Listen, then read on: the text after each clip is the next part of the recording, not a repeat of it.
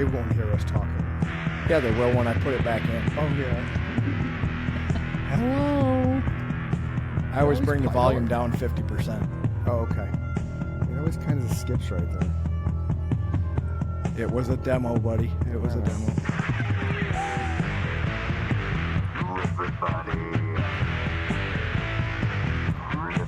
This is actually us playing.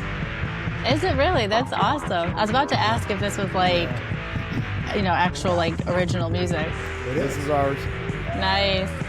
If you came to see us play live in the 90s, that would have been the first song you would have heard every night. So you guys used to have a band in the 90s? We did. Chris was the singer. I'm playing guitar on that. Oh, I love it. Hey, boys and girls, welcome to Chris and Mike Show. I'm Chris, he's Mike, and you can find us on Instagram, Facebook, YouTube, and actually we're on live YouTube right now, working on the chrisandmikeshow.com website. And with us today we have Samua Kormanik. Samua. Dang it, I knew I was going to get that wrong. Samua. One person one time said this to me, and it stuck with me. She's like, oh, it sounds like a kiss. Samua. That's what I thought, too. So. But, Samua. Samua, and you have to exaggerate it, too, right? Samua. You can. Now I noticed, I did a little Facebook stalking. You speak Portuguese. Yes, I'm originally from Brazil. Was born there, raised there at the beginning of my life. The majority of my family is still there. So yeah, nice. I'm fluent in Portuguese, and then I can also speak Spanish just because it's close enough to Portuguese. Although it's interesting. So Brazilian Portuguese speakers, like if we listen to Telemundo or something and Spanish people are speaking slow enough, like we can pick up about 90% what they're saying. Wow. It doesn't work the other way. Hispanics, Spanish-speaking people cannot understand Portuguese, so it's kind of an interesting dynamic. Really? So here's a question. Yeah, I don't know why that is. Okay, so I work with a lady. Okay, sorry. Go ahead. No, I work with a lady whose family is from Mexico every day.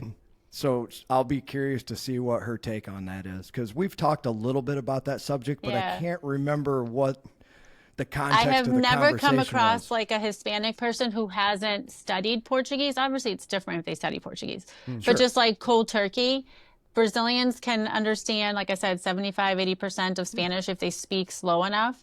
But it never works the other way. Okay, That's fascinating. So my question here is, Mike, are we in where's Portuguese? No, where Brazil? Are we in Brazil? No, I'm in Ohio. No. Meaning our show. We're in 20 countries. I'm asking Mike, are we in Brazil? I don't think Portugal or Brazil is on the list. So we got to make that happen. Well, because now that's where I was leading it. See, because you're up here on the screen, so I'm telling you now. You have to make sure your family tunes in when we put your episode. Yeah, I'll plug the show away, and I also have a brother in Luxembourg, so we'll get you guys in, all over the place. Nice. That's awesome. We're in 20 countries. We would like to be in 200. So that would be fun. That would be fun. We're trying to get everybody from the countries that are listening to us to join us, but it's harder than you would think. Yeah. The nice thing now is like with CapCut, you can just do the auto translate at the bottom. So even though we're speaking in Portuguese, you can have CapCut auto translate into, we're speaking in English. You can have auto CapCut translate into Portuguese, and it's like 90% okay. Like, it might miss a few like in between the lines or like slang type of stuff, but it does a pretty good job. Cool. Yeah, this is all through an app called Riverside FM, so they do everything. The artificial intelligence breaks it all down and has all the captions, everything. Nice. I use captions for my own business stuff. I have CapCut, but I find captions is a little bit more user-friendly for me anyway. I don't know. That's good to know. But captions does the same thing. It can do different languages. I'm going to have to keep that in mind, though, that I could bring it down to my desktop and actually put the translation on there. That's really cool. Yeah, because then people can hear it in the. If you have guests from different countries, even if obviously the podcast is in English, you should just translate it to their natural language. That would be awesome. I'm gonna have to look into how to do that. Ooh, that could be cool. Doing some shorts. Take one short. Take the zombie short, Mike. We could put all the different languages for all the different countries, and we can tag them. We're going to make that happen. I like That's it. Awesome. Thank you for the suggestion. Yes, I like it. nice Yeah, job. No problem. I don't know where we go. My job here is done. We're done with the cat now. Leave on a high note. Tuning in. George, while I'm on top. Yeah, I was just going to say that. George Costanza, you ever watch Seinfeld? I'm out. Oh, yes. It's going to leave on a high note. Leave him hanging. Hey, so, we have a listener that tuned in right at the beginning. His name's Michael. He said, hey, guys, looking forward to this show. So do we know Michael out there? Hi, Michael. Other than me? Did you just plug in onto your other device, Mike? No. I wish I could take credit for that. We also stream on a thing called Twitch, so it's on Twitch and YouTube every time we go live. And because we've increased our following since March from about 23,000 all the way up, we're close to 120,000 wow. views. That's awesome. Our subscribers have jumped from like about 6,000% in the last right. 10 days Yeah, for some weird reason. But the benefit Love of that it. is because we have shorts. I have shorts scheduled twice a day, and I'm actually moving them to 3 times a day because we have so many shorts that it alerts people. Like we had a musician on, Joseph, originally from Canada, now he's in Oklahoma, that he'd been following us from the beginning, and we didn't know that. We had no idea until he was on the show. And then He That's was like, awesome. I love your show. I've been listening to Yeah. it for a long time now. which That's is so Thank you very awesome. much. It is. Yeah. It's very cool. Yeah, so that was fun. So I was again Facebook stalking you a little bit. You're married, you got kids. 5 Yeah. kids? 5 kids? 5 kids, yeah. Man, So that keeps you busy. it does. So I have and- 4 teenagers and then Oh, my a Lord. toddler. I'm sorry. Yes. Let me tell you, having teenagers and a toddler at the same time, not for the weak of heart. Can't Like, even definitely not. imagine. No, I mean you have a benefit of 4 teenagers helping look out for the toddler, You think, but in then you theory. have- right? Are you saying that doesn't work out that way? It depends on which teenager we're talking about. Okay. What are the ages of the kids? So the baby is 3.5. Okay. And then this is my second marriage. So Okay. she's my husband's kid. She's his only child. Okay. And then the older 4, they're almost 16, 17, 18, and 20. And the 18-year-old is, she's considered severely autistic. Okay. You wouldn't, when she was diagnosed back in 2010, the way that the diagnosis worked, and I haven't dived into the details of that anymore. It used to be that like where you fell on the spectrum depended on how big of a gap it was between what you could do and what a typical person at that same age as you could do. Okay. And so it could be, it was a progressive diagnosis. You could start as mild if you were diagnosed at 2.5, because obviously what a typical 2.5-year-old can do is a lot Right. less than what you expect a 10-year-old to do. So she's Correct. considered severely autistic. That's been quite the journey with her. Her and I, it's been, a part-time job for me, and she works really hard, and we have a phenomenal team around her. Cool. I fought really hard to kind of fight through treatment options, and we've kept everything holistic mostly with her, good. as well as just great therapists and such, a team that really believes in seeing where she can go versus being stuck where she is. And so she's come such a long way from, she regressed into autism, and so she's come such a long way from being the kid who was like smearing shit all Can over I ask rooms. you a quick question? Yeah. Not to interrupt you, but I know you could do a whole show on just that alone. Yeah, I could. And that's a beautiful story. What kind of holistic medicine worked best for her that they would prescribe pharmaceuticals for traditionally? In lieu of, yeah. Oh, in lieu of? Yeah. So I guess the one thing that I would say, because I've gone through windows with her where like puberty and a couple other like life situations where her behavior did escalate at times. So she's actually broken my nose before. Oh, wow. Other issues like that. And her therapist at the time started to be like, maybe you want to look at medications. The thing is, there is no medications for autism. And you can kind of play Russian roulette and get a child on, they tend to put kids a lot on a medication that's for adults with schizophrenia. There's no long-term studies on how safe that is for children. And most adults who are on that medication, their life expectancy is about 50 to 60 years old. So it's just like, yeah, no, thank you. They sometimes put them in ADHD, anxiety, depression medications, things like that. But again, nothing is studied or long-term. It's not specific for autism. And a lot of them have severe side effects. I have a couple friends whose kids have had to do that route, and they've developed seizures. They've put on more weight. They developed other neuroses because of the medication and things like that. So for her, she was diagnosed by a typical doctor at University Hospitals, which is a great system right here by us. And she gave me this reading list, and I left there and went right to the library and checked out several of those books. And one of them was called Facing Autism. And this mom talked a lot about how she, cleaned up her son's diet. So they went gluten-free, dairy-free, and then she did a lot of research, and she spent, I don't know if he was her only child, which that was difficult. By the time Naomi was born, or Naomi was diagnosed and regressed, I already had 4 kids, Wow. so Yeah, that's yeah. and very close in age, and I was in an unhealthy unhelpful relationship. So there was just a lot. But with a little bit of energy and mind space I had, thankfully this book really guided me a lot. And then from there, I came across an organization called National Autism Association, and they had a conference coming up. So I attended that. And the conference was really what we would call now, like, it was called biomedical, but now it's really what we would call like functional medicine. It's really under that umbrella nowadays, in my opinion. And so I originally was a pre-med person, so science, medicine, all that stuff I was really familiar with. And a lot of these doctors there wasn't no research for a lot of this. Autism, the increase in numbers were still recent, 10 years, 15 years ago when she was first diagnosed. And so a lot of these doctors were in the trenches doing the research as things were going on. But what really impressed me too was that the doctors that were there presenting, they were all sorts of doctors. There was doctors that had been family practitioners for 20 years. Some were, GI specific. Some were just everywhere in the medical field. But every one of them had a direct link to autism, was frustrated with the lack of knowledge and options out there for treatment, and then decided for the sake of helping their nephew, their own child, whatever the situation was, to then like dig into things.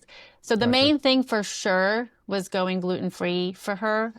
She was really dairy-free for a long time. Now she's like mostly dairy-free, but gluten till this day.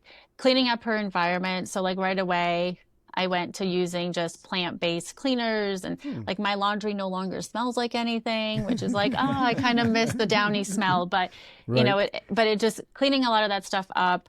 And then after about a year or so, and even that just showed improvement, some supplements, like we did my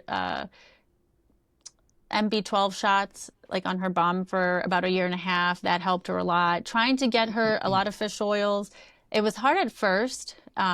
But now, like once she got to be about 6, 7 and she learned how to swallow capsules, that changed the game a lot too. So just, vitamin D, magnesium, a lot of that stuff. And then the hyperbaric oxygen chamber, so for about a year, I did about 20 to 25 hours a week of her therapy in that. And that like really spiked up her speech and calmed her down.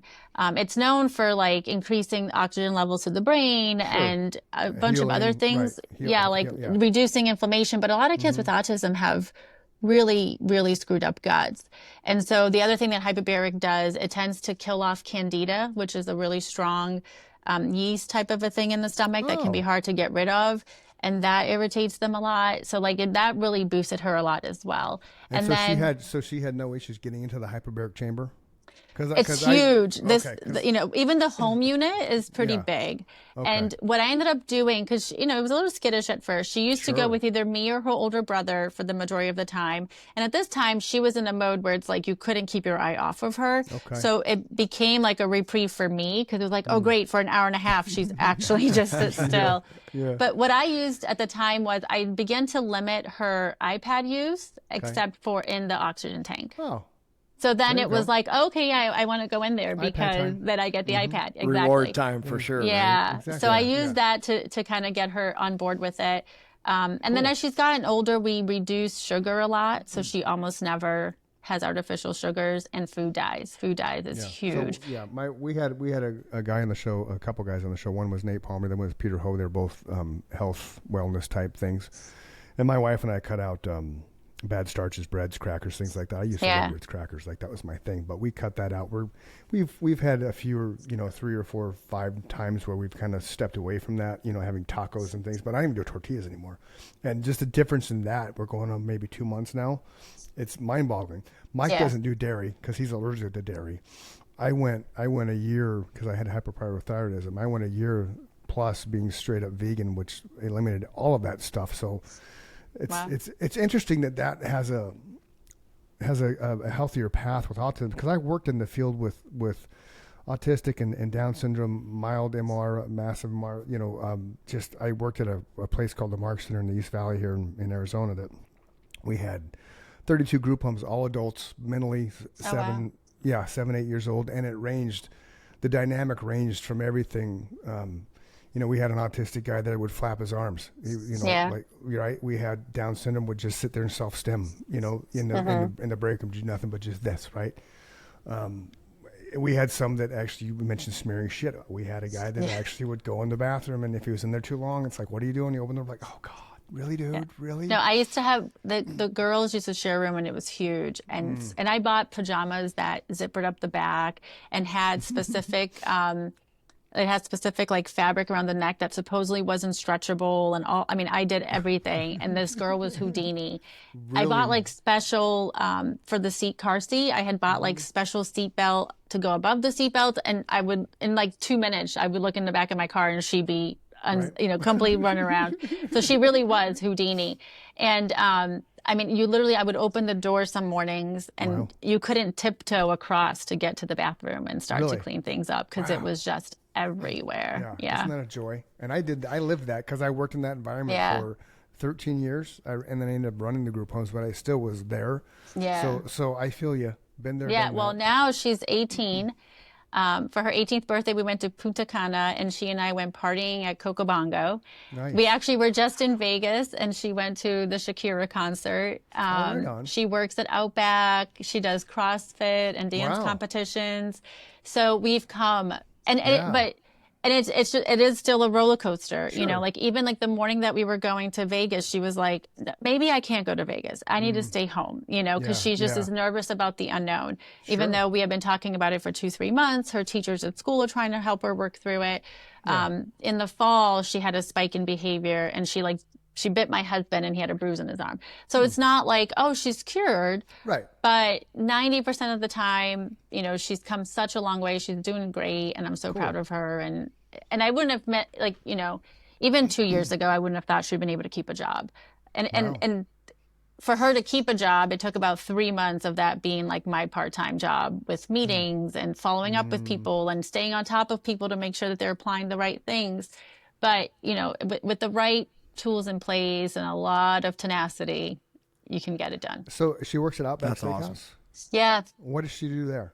So she's called front of the house support, and she mostly rolls their silverware. So when they sit you down and they give you the silverware rolled, mostly that's what she's doing. Sometimes she has to shine the silverware because they'll come out of the dishwasher clean, but it has like the water spots on it. So she does that as well, folding the kids' menus, and then every once in a while they'll have her sweep or bus tables, stack up the dirty dishes, things like that.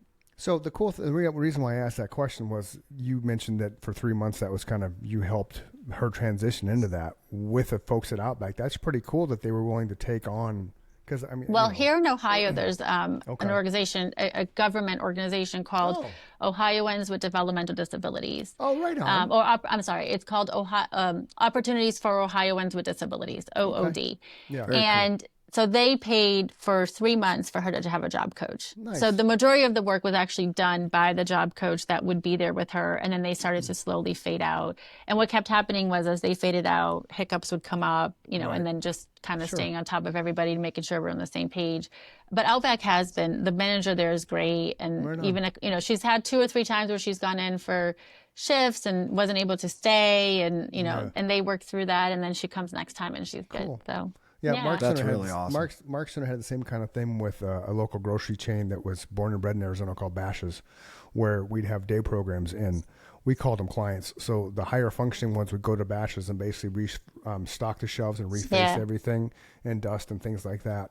Not anything extremely physical and know, but yeah, so that's cool. That's really cool that Outback does that. So right on. I also noticed Samua, was that right? Samua, yes. Samua, that you are actress, model, fitness instructor, Zumba instructor, ambassador to the USA football, or one of those things. So you just got to expand. I like life resumes. Life resumes is what I call it, because you just don't wake up, go to work, come home, go to sleep. Like you've done things in your life. Like Mike and I have accomplished, things in our lives that, other people, like having an awesome band in the 90s. I think you guys should bring that back. We're working on it. It's kind of why this is right here, because I started poking it. I'm like, dude, we need to write some more music, because I still write songs. That's awesome. And that's how this evolved. But so I want to know more about the actress model part, and then I want to go down the path of the fitness instructor, and what there was something else that you had. I Lead, is that what it was called? Oh, that's super old. Okay. My husband owns Ohio Sports Chiropractic. Oh, yeah. And so That was the I other work thing. a lot with that as well. It was my full-time job for quite a few years. And then in the last year and a half, as I have ventured into my own endeavors, Gotcha. I've been more part-time assisting him, but that is still one of the things Yeah, that I yeah, do. 'cause But I'm no I longer with yeah. iLead. So you really went deep into my Facebook I there. did. He does his research. That's impressive. So with Ohio Sports Chiropractic and Rehab, anybody that you can name drop, just out of curiosity, because we're not always, No, because of HIPAA. Oh, okay. But he does work. You can go on the website or on the Ohio Sports Chiropractic has a Facebook page. So every once in a while you might see some people tagged on there because they're willing to tag themselves. Oh, But gotcha. Okay. I can't actually disclose anything. As But long he as does. the Queen of Flops not going there, we'll support him completely. Yes. He works a lot. He was a runner himself, my husband. Oh. He's one of those insane people that can run a full marathon in 2:17. He qualified for Olympic trials. And so that 75% of his clientele are other runners. So he actually works with USATF a lot and travels with them like to world championships and things like that. So stateside, he's done all of the Olympic trials and things for about 10 years. So he's gotten to treat a lot of big name, like the people who have made Olympic podiums for the track and field. He's gotten to treat a lot of those people that you would know the names of. And then here at the clinic, surprisingly, Ohio is. Yeah, that was impressive. Although, that was a hard feat for sure. Yeah. But Ohio has a lot of good runners and athletes. Sure. So he actually treated a big WWE name that was in town. And they were in town doing one of their smash downs or whatever it was called. And he was injured, and his agent found our clinic, and there was a couple of techniques that my husband does that isn't common. And he knew about it. And so during lunch when we were closed, they pulled in with their limo and he got to treat him. And so that was probably one of his favorite because it was one of like the OGs. So he remembers seeing him as like a middle schooler. And so he really enjoyed getting to treat him and chat with him. Very cool. Death to Rhodes. I would probably know who it is because that's when I watched wrestling was, back when it was cool. I didn't like wrestling, but according to my husband, he was a big time, person. So I bet you would know. I really think that, and I've always said, when you get to be past 13, if you're still into wrestling, good for you. I mean, if that's your thing, but people are going to make fun of you. You just got to know that. If my you're an adult male, BFF, my 20-year-old's BFF wrestles in college, so I think he would have. That's real wrestling, though. Oh, you mean I'm like talking professional? WWE? Okay. Like the WWE stuff where fake chair smackdowns are happening and whatnot. For sure, college wrestling is. It's like still believing in Santa, right? You can't believe in Santa after like 10 or 11. It's like you can't believe in WWE and keep watching it. Unless you're 6'2" elf from the North Pole that was coming to New York to find his father. Right. Which is probably the type of people that still watch wrestling. Right. Exactly. True story. Exactly. True story. So, I have modeled my whole life almost. Since I can remember. So back in Brazil, and one of my uncles got into photography, and he was just getting started with his career, and one day was like, hey, let's come do this photo shoot with me. And I was 4.5, 5. Right. Didn't know any better. Sure, you're going to get me chocolate? I'll go with you.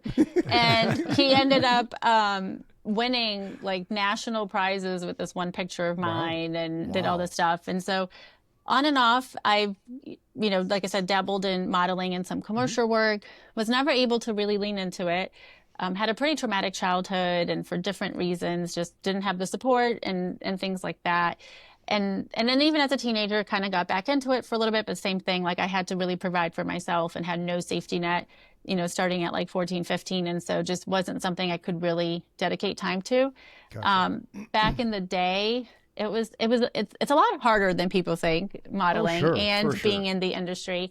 So back in the day, you had to go in person for an audition.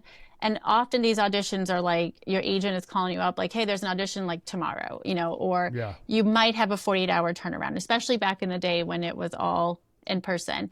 And then if you got a call back, usually those were 24 to 48 hours notice. And you still don't know if you're going to have the part, right? Because even a callback, you're probably down to like 5 to 7 people, and you don't know you're going to get the part and make the money.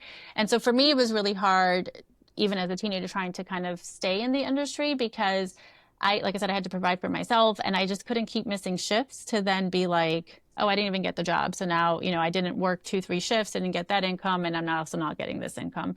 So it was just hard for me to lean into it. And then I dabbled a little bit when my first was born. He actually was on the cover, on the package of the Pampers inaugural swim diapers. Oh, that's cool.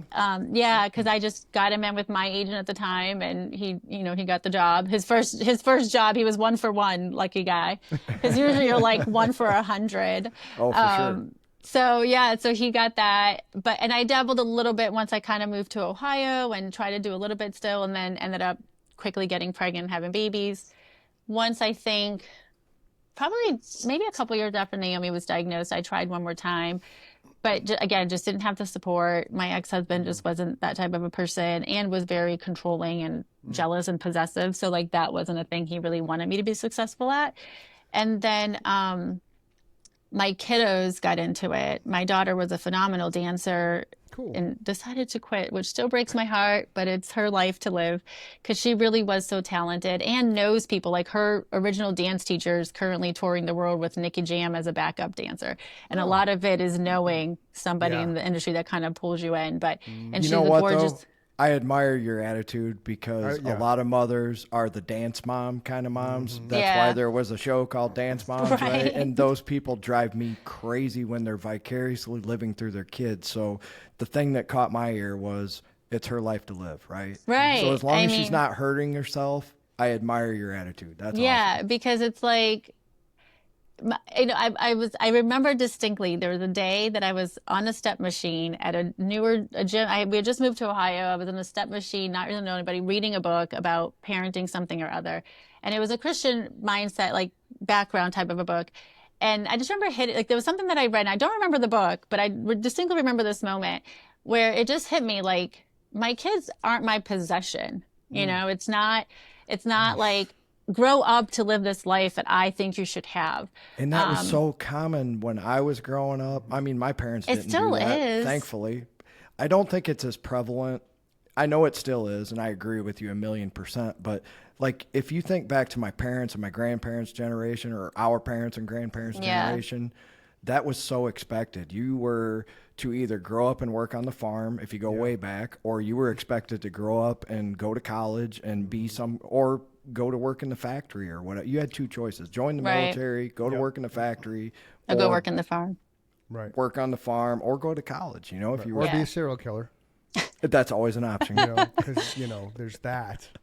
I think for me, even though I had kiddos young, I think for me, like, I moved here when I was 6 from Brazil. Right. My grandma had been here already, and then my mom came, and it was just me, my mom, and an aunt of mine, and then that aunt's kids, and that was it. The rest of my family was in Brazil. And you moved to Ohio? No, I moved to Boston. So I grew up in the Boston area, south of Boston. Southie. I think nowadays I'm allowed to come out and say this, because there's a little bit more understanding and empathy towards it. But we were here illegally. We came legally and then overstayed the visa. So I grew up with, like, in that culture of the illegal immigrants where, you got whatever job you got, and you're just thankful that you're able to work, which is also a side note. Like, it kind of cracks me up seeing all my, like, non-educated immigrant friends on Facebook be so passionate about, like, these ICE raids going on, because I'm sitting here like, these have been going on since like 1995. Like, thank you. They're just now taking credit for them. Right. It's like, I was just, because my daughter and I were just having this conversation, because I guess one of her friends was really passionate in a particular way, that she's like, what do you think about the ICE raids? I'm like, here's the deal. Anybody who's ever been here illegally, going back to the 80s when, I came over in 1988, it's like every single day you woke up and you went to work knowing that you had the potential of getting sent back. Either your job could get raided, you could get pulled over for running a red light or stop, whatever. And you always would hold your breath. Like, that's been the thing since 1988 across the entire legal, at least Brazilian community. So anyways, Go ahead. No, I'm agreeing with you. I think it's people don't. We've talked about this before on the show. It's clickbait. People will read the headline, not the story. Yeah. And that's how most people get their news, because and the so attention many span in America is a goldfish length, like 6 seconds. I agree with you. So, and that is a great point too. So many people are quick to judge without investigating the whole story. Like, if you think back to the way the news was in the 1970s, I think it ended with Reagan, where they didn't have to do this anymore, but they used to have to give you the opinion editorial, right? So if the Republicans made a point, the Democrat had the right to rebuttal on the news. That was a law. They had to do it. Yeah. And Reagan ended that and, basically said the news is entertainment. Right. Which is sad. Right, because I was just telling my daughter the story, so I remember my mom had a friend, and again, this is 1989. Okay. So my mother had a friend who had been here illegally for about 2 years. She never had a bank account in her name, she had no, and again, this is 1989 when the internet isn't what it is today. Right. So she had no links to anything. She never had a bank account. She never, she always rented a room. So no utilities were under her name, no rent. Right. She didn't own a car. She had nothing, no paper trail. Right. So she goes to Brazil because there's always something happened. She risked it to try to go to Brazil and come back, even though she was here illegally. And there was somebody who was going to do something with her passport to make it seem like she hadn't overstayed her visa, blah, blah, blah. Okay. She comes back and gets stopped by immigration on her way back in. Right. They put her in a room and they come back 2 hours later and they had a list of the 4 different places she had lived, even though none of them were under her name. There was no utilities, no phones, no cell phone bill. That stuff didn't exist. They knew every place she had worked. They knew every place that she had lived. They knew a couple of people that she had been associated with, really close friends, and the guy she dated. They had all this information on her. That's crazy. And she was a nobody. She wasn't basically living off the grid. Right. Yeah. And she she didn't commit any crimes. She never gotten in trouble. She was really a nobody. Her bank account never had more than, she didn't have a bank account, but she never had more money, she wasn't doing anything that would have caused attention. Right. And they were able to pull all of that from her in 1989. Well, that's big brother, because the internet, I don't think the internet started till 93. Right. I told you I got on Amazon for the first time in 1993. Yeah. Wow. Yeah. You should have bought stock on Amazon in 1993. Did you do that too? No, I take that back. It was either 91 or 92. Yeah, because I graduated college in 92. Yeah, I was in college at the time, and we were at a friend's house. Glenn, his name was Glenn. We were this was a bunch of theaters because I got out of journalism by then. But so we were hanging out doing something, probably partying, whatever. But his parents had AOL, and we're like, oh.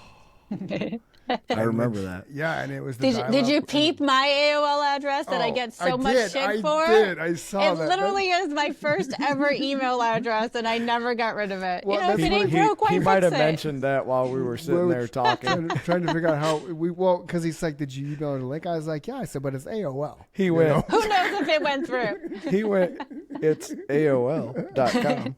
I said, what? You've got mail. I get stuff like that all the time. Every once in a while, I'll have a patient, because I'll work the front desk at my husband's clinic, and I'll have a patient, over the phone, oh, AOL.com. Yes, I'm so happy. I'm so proud of you. The reason I can make fun of you is because I still have a Hotmail account that I use. Oh, that's almost as bad. It is. Almost. But going back to the kiddo stuff, so coming here illegally, having all that happen, like I said, I had a really traumatic childhood, a lot of issues with my mom, and just poor life choices, finance stuff, all kind, you name it, I've gone through it. So I quickly realized, I need to pull myself up by my own bootstraps here. I'm responsible for myself. I was actually responsible for my siblings and my mom a lot. Okay. So busted my butt in school. Thankfully for my 6th grade teacher totally kind of changed my mindset about things. And then I had an 8th grade teacher, because I didn't realize I was smart at this point. Oh. And I had an 8th grade teacher that was like, let me see what classes you picked for freshman year. Because my parents weren't, my mom, my dad, I didn't meet my dad until I was 19. And so my mom, one, she barely speaks English. She's an immigrant here. She doesn't realize how the school system works. And she herself wasn't a good student or anything like that, even in Brazil. So she wasn't she didn't know how anything worked, right? And so they had this spiel about what classes to pick. And there was 3 levels at our school. There was standard, college, and honors, and blah, blah, blah.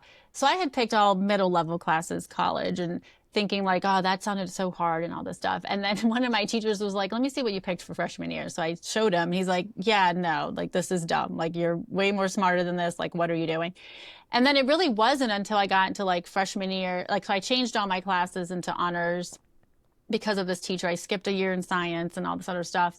And then I basically had this teacher of mine pick my schedule freshman year. And then from that point on is when I was like, oh, okay, I guess I am smart because I'm getting A's and all of this. And this is when I realized some of that stuff.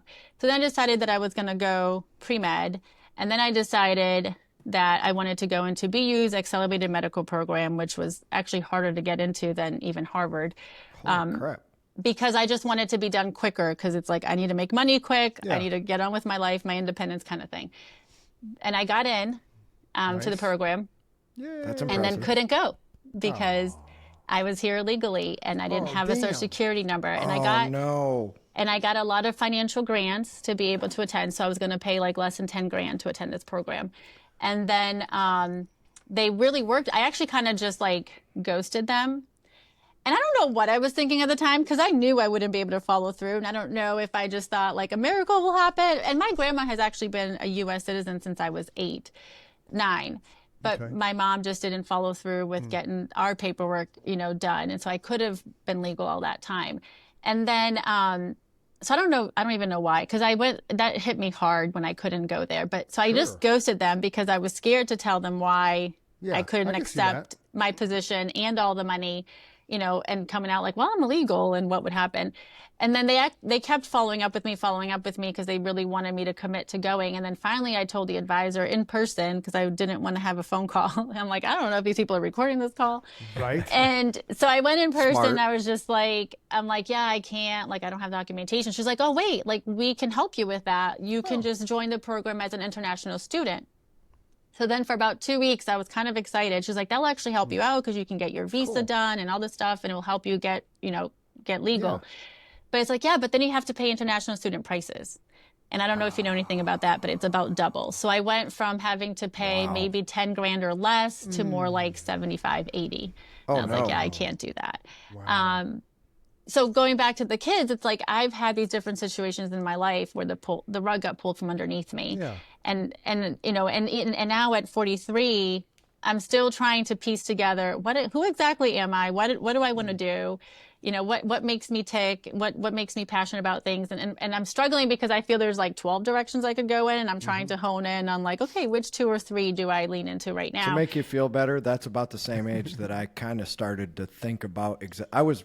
In my life, I was right where you're at right now. I was sober for about 5 years at that point, but you're still kind of getting your, thank you. Now it's more like 18, but awesome. It's still fantastic, right? Yeah. I enjoy life, but I remember that feeling of who am I now? You know? I was a musician. I was a successful musician. That was my identity from 9 years old until I became a horrible addict, right? I kind of lost my way there, and I wasn't even a musician at that point. I was just existing and surviving. But kudos to you for, having the guts to start over again and looking at it as an opportunity. I can hear the excitement in your voice. You're not sad about that, Yeah, I mean, I think, one of the reasons when you guys mentioned about like talking about trauma and overcoming it, I think, and I'm actually starting my own podcast with a girlfriend of mine. It's going to be called the Brian Samua Show. And that's kind of the platform we want to go off of, that like life is just always hard. Yeah. And I think even before social media, because somewhere along the line, from my family, from culture, there's this sense of like, there's an end point in life. And when and it's not death, like there's an end point that when you reach that, from that point on, life is just like rainbows and butterflies, Right. And the reality is like, you can get the job, you can make the money, you can get the wedding, like the marriage, everything you want. And, but there is no end point, you know, and there's always going to be like, if these 2, 3, or 4 areas are clicking really well and bringing you all this fulfillment and joy and all of that, it's like, great, but there's going to be an area or two that's going to really suck and be challenging. Well, and that can turn around, and they can interchange and move which one does what when. Right. Like we were saying earlier, there's always that opportunity to start over. There's no targets. You know, it's not when you're 18, you should do this. When you're 25, you should do this. You should have kids by the time you're 30. You know, that's such BS. Your life is your life. You have one life. It's your life. And so many people spend their entire life letting other people tell them what to do and who they should be. You know, it just drives me insane. Yeah. So much so that I spend a lot of time by myself. Yeah.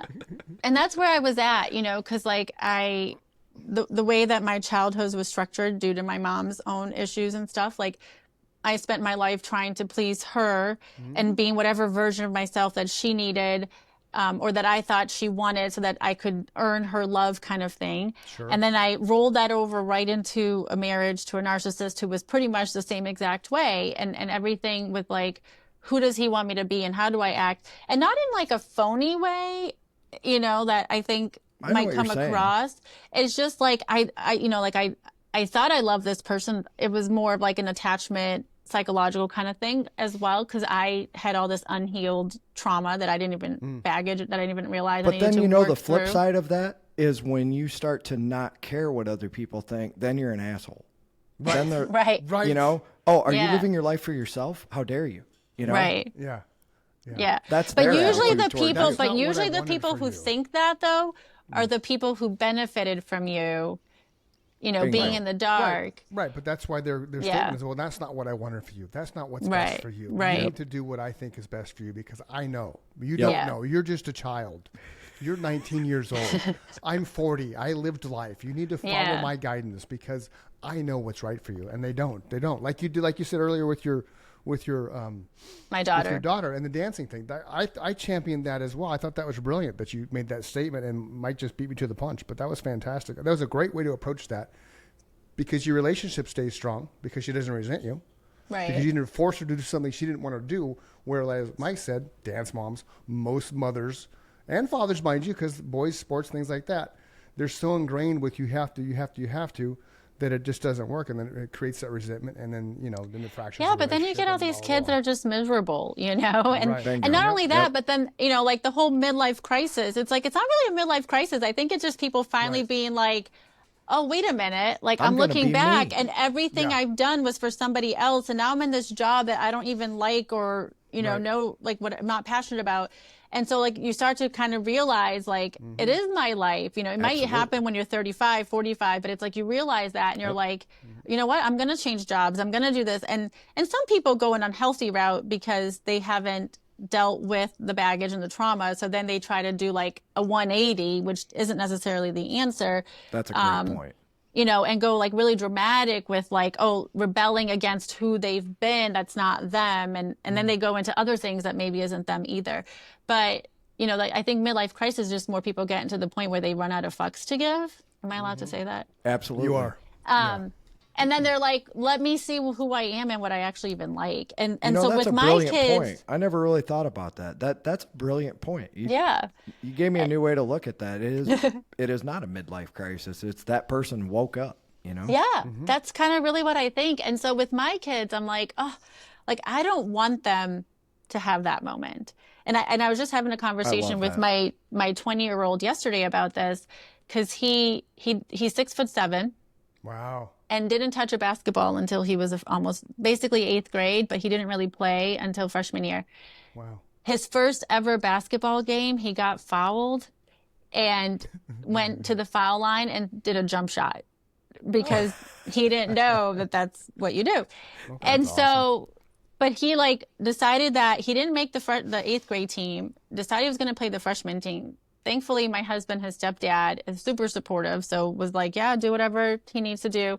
So he and I used to spend hours in the car driving to all different kinds of private coaches and getting him wherever. And because he was like, well, now I want to play basketball and I want to play in college and I want to be able to play post-college. It's like, really, can we just make the freshman team first? Right. But that's where he was at. And it was just like, okay, like, let's go. And he did. He got into a D3 school and did phenomenally well. Played from the first game on, was starting by his freshman year by about halfway point, was captain in training kind of a thing. Sophomore year, ended up being top scorer several games, even though it wasn't necessarily his role. Like he did great.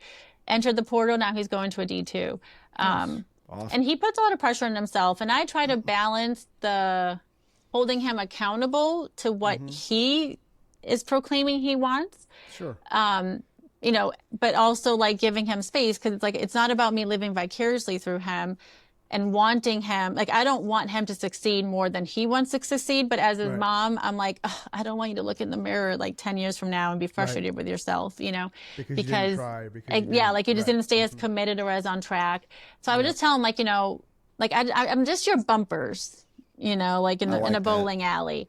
And I'm just trying to put my bumpers up and make sure that you make it to the end and you knock down some pins, or you knock down the pins that you want, kind of thing. Nice. I feel like that's what my parents did for me. They set me up for success, right? They didn't intervene in my life. They didn't say, you're going to do this, you're going to be this. Yeah. It was all suggestions, right? You want to go be a professional musician? I would really suggest that you have a degree in something, right? They didn't force me to go there. It was solid advice. And I'd have a hard time arguing with what I call common sense logic, right?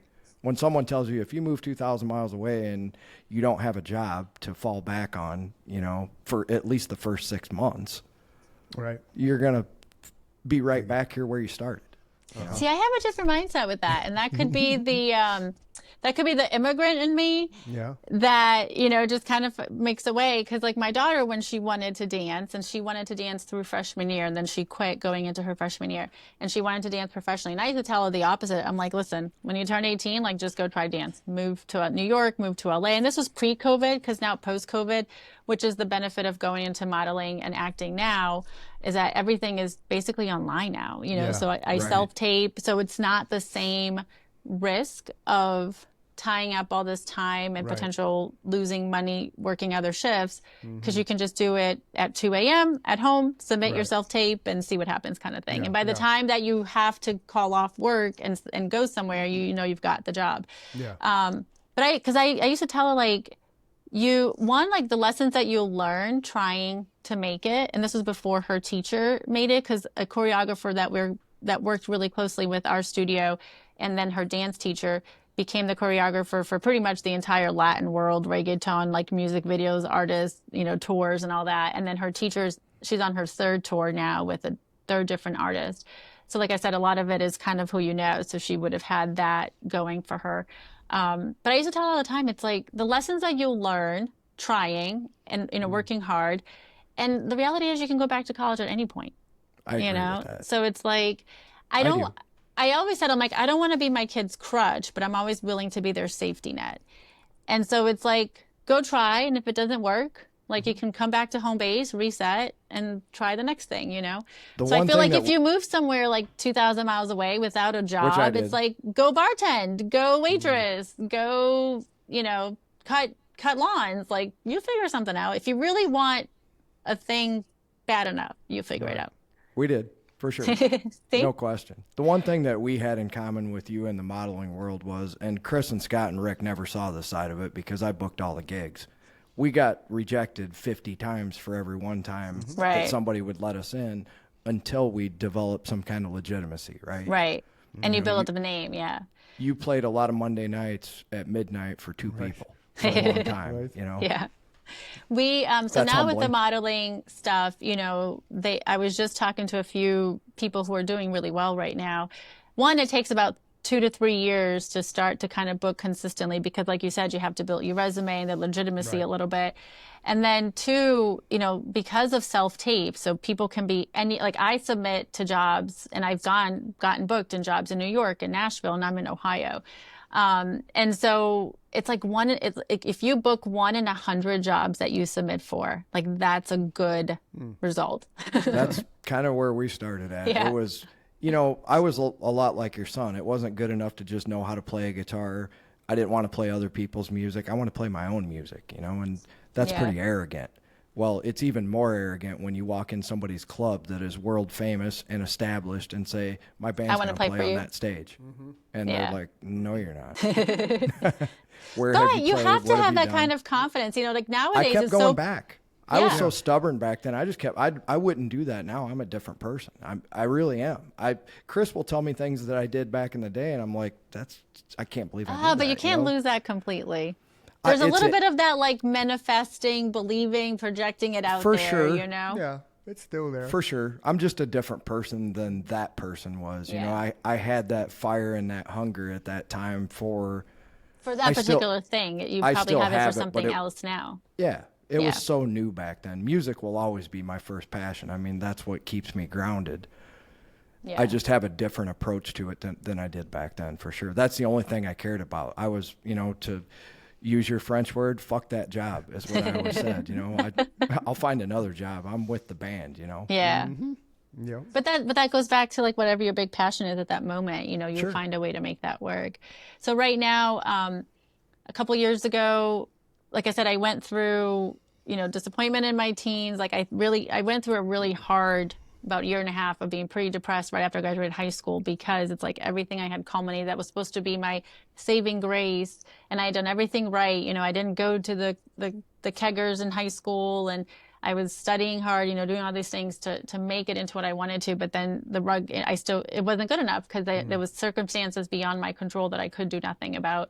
And then I started at the local community college, and my plan was, like I mentioned, my grandma was a U.S. citizen, and then at the time there was some like snafu law thing that I think it was Bush that made it a little easier to try to get legal, like, through your job than it used to be for a couple of years. So then I was, like, looking into that, because where I worked was willing to do that. So I started going to community college, and I was just going to, like, do that for a couple of years. Hopefully my papers would come in time. Then I was going to reapply to BU.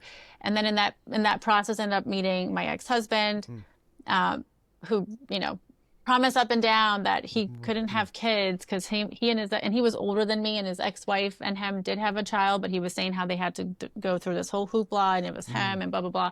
And it was like one damn fucking time. Wow. And I got pregnant, which is good, because I love my son. And, you know, one of you guys made the comment about, like, not being bitter. And it's just like the ebbs and flows and the roller coasters, not to sound cliche, but it does make you who you are. It does. Absolutely. And there are parts of me that I wish weren't there, just because it's trauma responses and neural loops that are created. Like, even I had a really hard, about 2 weeks ago, maybe, I had a really hard 1 week where it was just like, it must have been something in the air, because I was right there with you.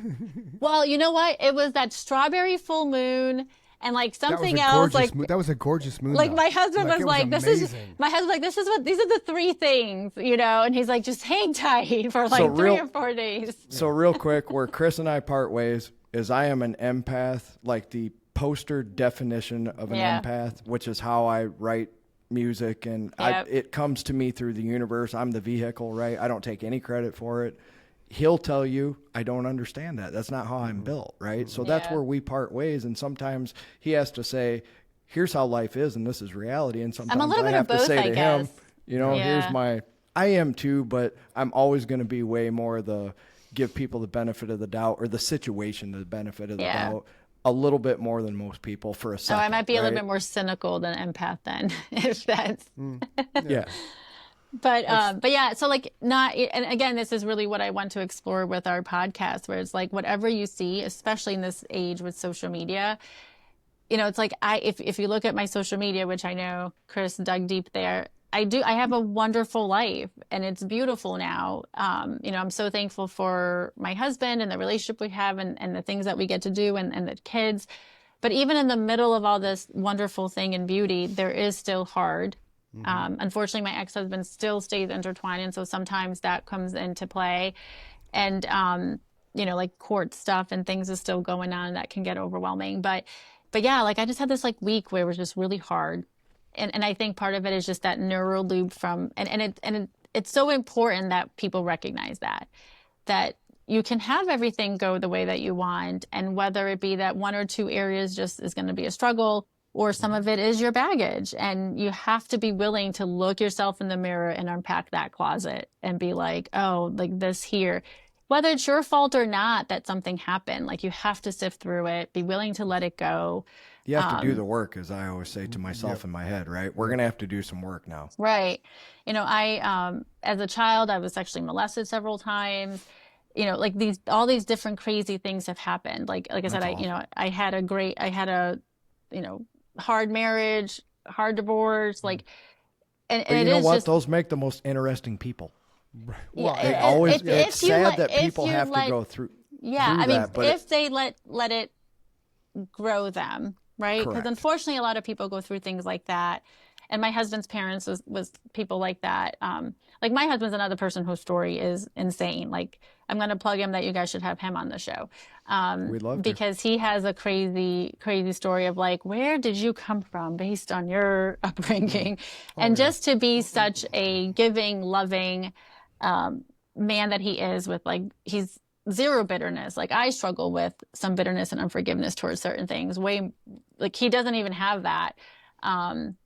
And just he's by far the strongest person I've ever met. I feel like I've gotten so much better at that myself. I used to be a very hateful person. Like everything was negative. It's my way or the highway. I'm pretty much the antithesis of that now.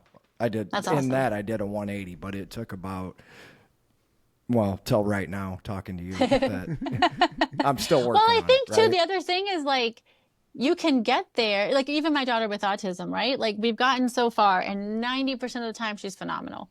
Yeah. But every once in a while, like whether it's a full moon thing, whether it's something she ate, whether it's sometimes we don't know what it is, like she just kind of reverts to some of the initial days with the tantrums and the aggressions and things like that.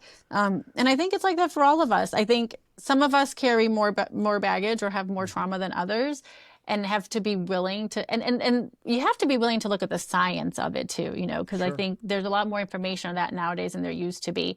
And so you don't have to sit there and be like, this is just how I am, or this just happened to me. You don't understand. It's like, no, like, yes, like this happened to you. Yes, it'd be so much harder for you than maybe the person who's like trauma is just like your average trauma of life, because everybody has challenges. But it's like there is science behind it, like the grooves and the neural loops of your brain. And it is learning how to like interject those and cut them short. But that's one thing I'll give Chris credit for. He grew up, he hasn't talked about it because, we've been sharing your story, but he grew up in a horrible environment. And he's one of the most positive people I've ever known. And I've known him for 30 some years. I mean, he's the same person mentally, spiritually, physically that he was when I met him. I mean, he's just always upbeat, and especially when things get bad. Like when we had challenges in the beginning with this show, he would always be the person that would be like, it's going to be fine, it'll be just got to stick it through.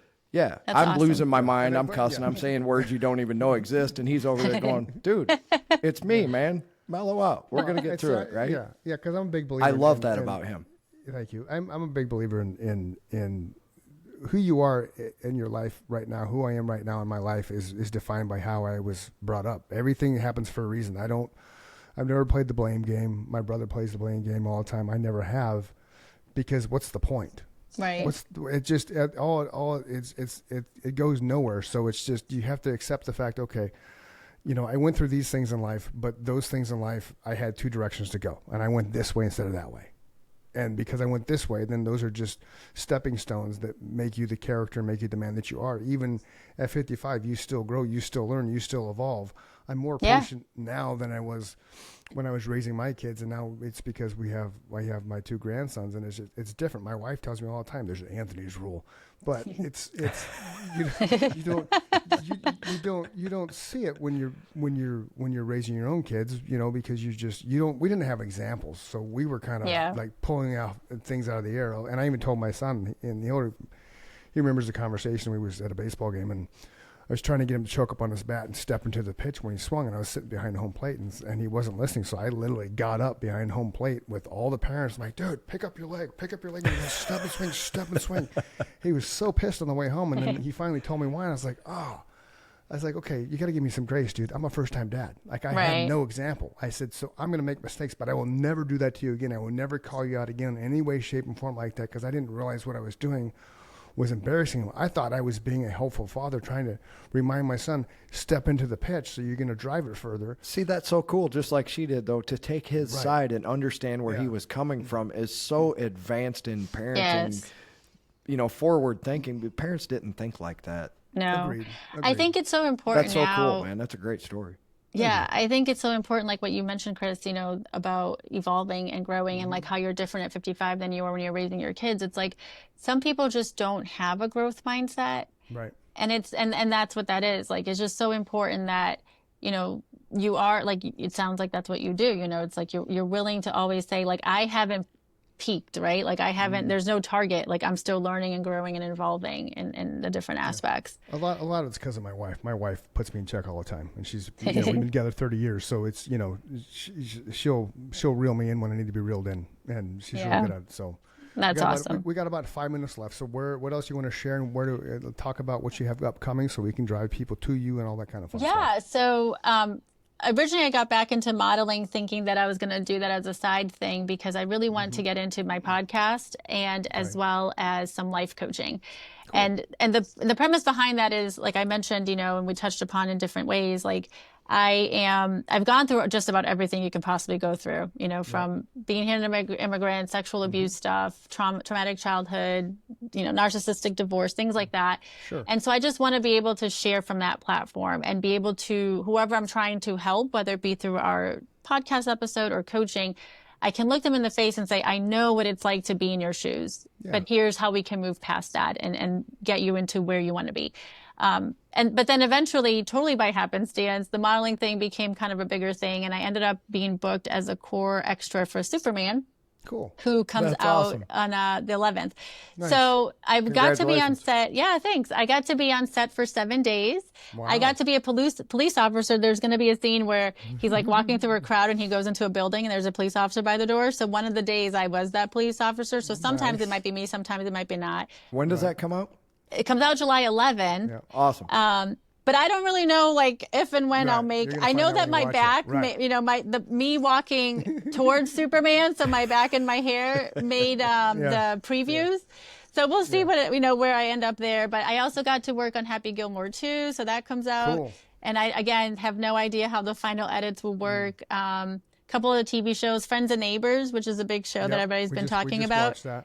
Okay. So did you end it? Yeah, we did. We watched the whole thing. So the episode at the end where they have the body dead in the house, the big fat guy is like dead on the ground of the house. Yeah. If you watch that again, the medical examiner in the back behind the detective talking, that's me.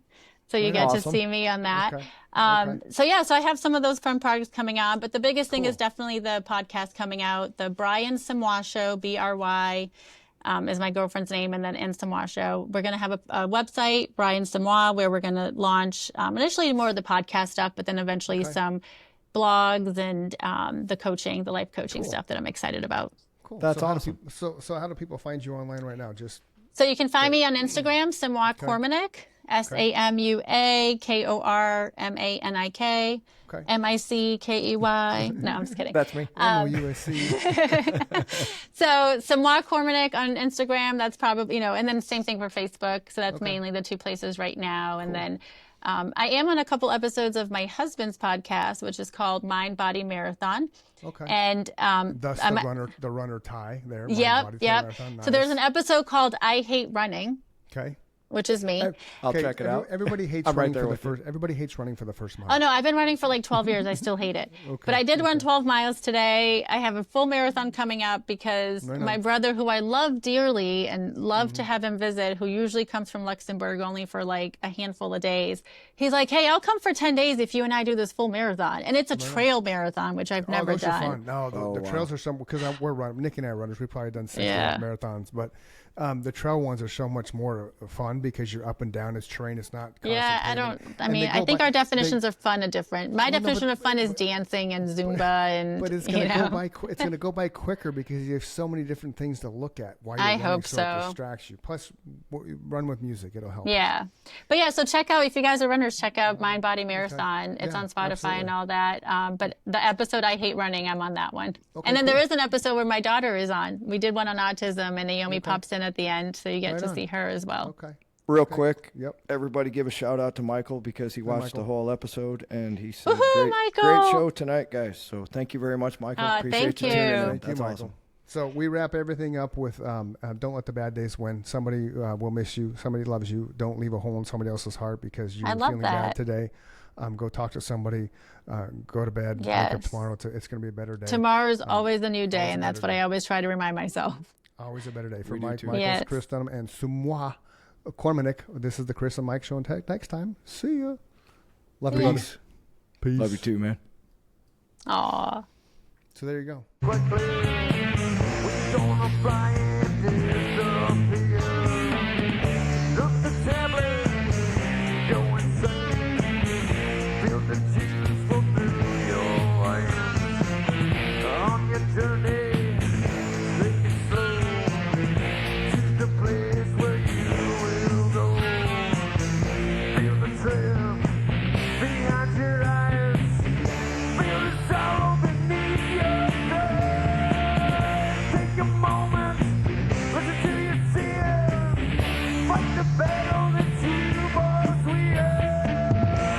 The battle, but you must win.